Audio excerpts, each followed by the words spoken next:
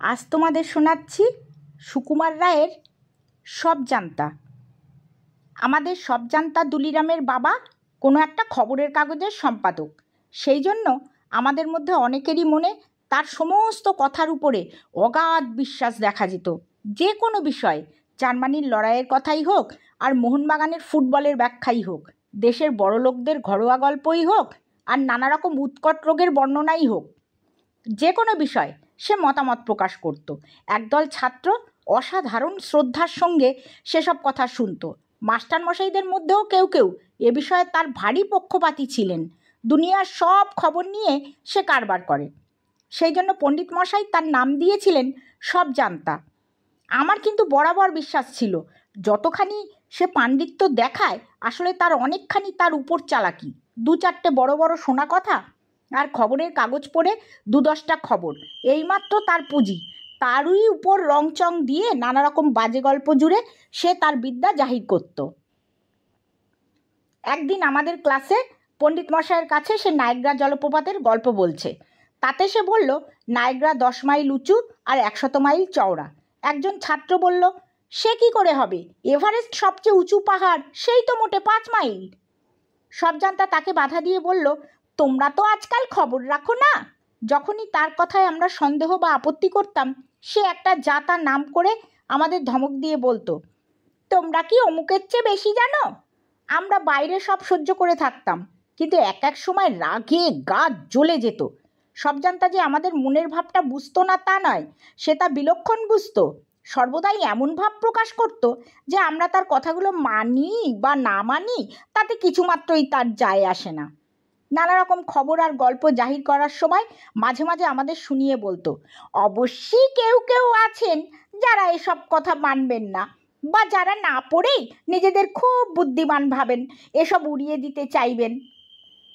ছোকরা বাস্তবিক অনেক রকম খবর রাখতো, তার উপর বোলচালগুলোও ছিল বেশ ঝাঁঝালো রকমের, কাজেই আমরা বেশি তর্ক করতে সাহস পেতাম না।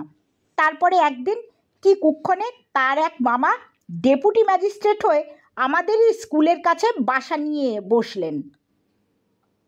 তখন আর সব জানতাকে পায় কে? তার কথাবার্তার দৌড় এমন আশ্চর্য রকম বেড়ে চলল যে মনে হতো বুঝি তার পরামর্শ ছাড়া ম্যাজিস্ট্রেট থেকে পুলিশের পেয়াদা পর্যন্ত কারো কাজ চলতে পারে না। স্কুলের ছাত্রমহলে তার খাতির আর প্রতিপত্তি দিন দিন বেড়ে গেল। আমরা কয়েকজন বেচারা যারা বরাবর তাকে ঠাট্টা বিদ্রুপ করে এসেছি একেবারে কোণঠাসা হয়ে পড়লাম। এমনকি আমাদের মধ্যে থেকে 2-1 জন তার দলে যোগও দিতে আরম্ভ করলো। অবস্থাটা শেষটায় এমন দাঁড়ালো যে স্কুলে আমাদের টেকা দেয়। 10টার সময় মুখ কাচুমাচু করে ক্লাসে ঢুকতাম, আর ছুটি হলেই সব ঠাট্টা বিদ্রুপ হাসি তামাশার হাত এড়াবার জন্য দৌড়ে বাড়ি চলে আসতাম। টিফিনের সময়টুকু হেড স্যারের ঘরের সামনে একখানা বেঞ্চের উপর বসে অত্যন্ত ভালো মানুষের মতো পড়াশুনো করতাম। এইরকমভাবে কতদিন চলতো জানি না, কিন্তু একদিনের একটা ঘটনায় হঠাৎ সব জানতা মশাইয়ের জারিজুরি সব এমন ফাঁস হয়ে গেল যে তার অনেক দিনকার খ্যাতি ওই একদিনেই লোপ পেয়ে গেল। আর আমরাও সেদিন থেকে একটু মাথা তুলে হাঁপ ছেড়ে বাঁচলাম। সেই ঘটনার কথাই বলছি। একদিন শোনা গেল লোহারপুরের জমিদার রামলাল বাবু আমাদের স্কুলে 3000 টাকা দিয়েছেন একটা ফুটবল গ্রাউন্ড আর খেলার সরঞ্জামের জন্য। আরও শুনলাম রামলাল বাবুর ইচ্ছা সেই উপলক্ষে আমাদের একদিনের ছুটি আর একদিন রীতিমতো ভোজের আয়োজন করবেন। কয়দিন ধরে এই খবরটাই আমাদের প্রধান আলোচনার বিষয় হয়ে উঠল। কবে ছুটি পাওয়া যাবে, কবে খাওয়া হবে, কি খাওয়া হবে, এই সব বিষয়ে চলতে লাগলো জল্পনা। সব জানতা দুলিরাম বলল, যেবার সে দার্জিলিং গিয়েছিল সেবার নাকি রামলাল বাবু তাকে কেমন খাতির করতেন, তার কবিতা আবৃত্তি শুনে কি কি প্রশংসা করেছেন, এ বিষয়ে সে স্কুলে আগে এবং পরে সারাটা টিফিনের সময় সুযোগ পেলে ক্লাসের পড়াশুনোর ফাঁকে ফাঁকেও নানা অসম্ভব রকম গল্প বলতে শুরু করলো।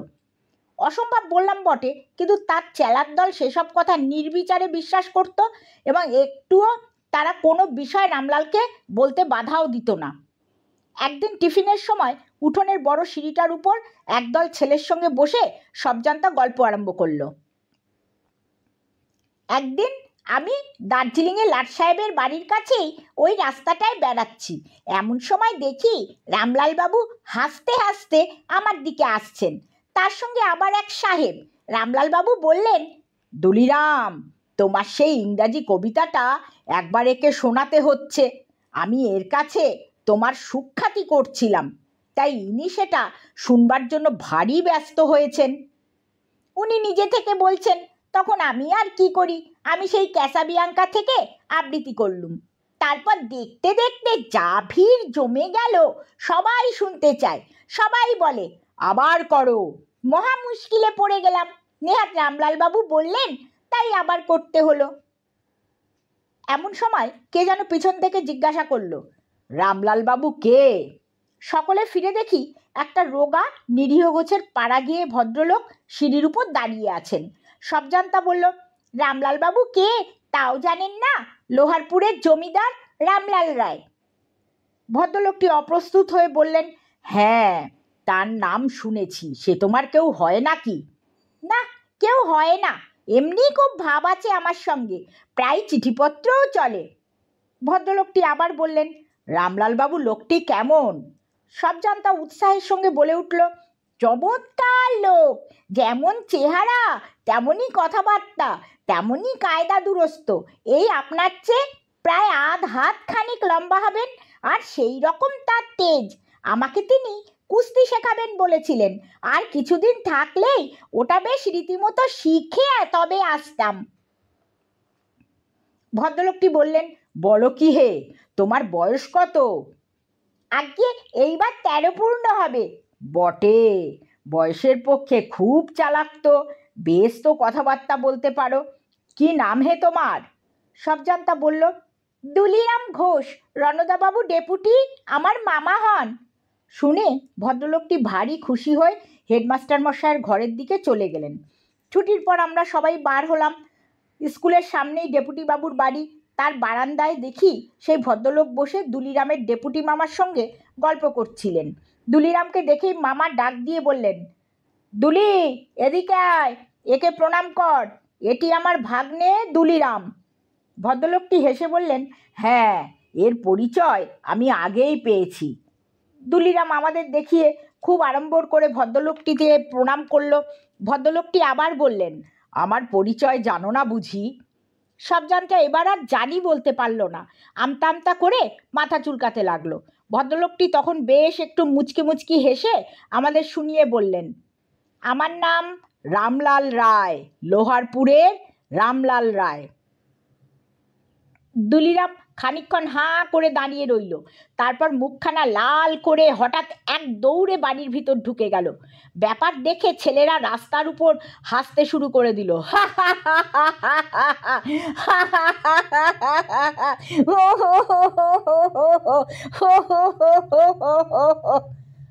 তার পরের দিন আমরা স্কুলে এসে দেখলাম সবজান্তা আসেনি।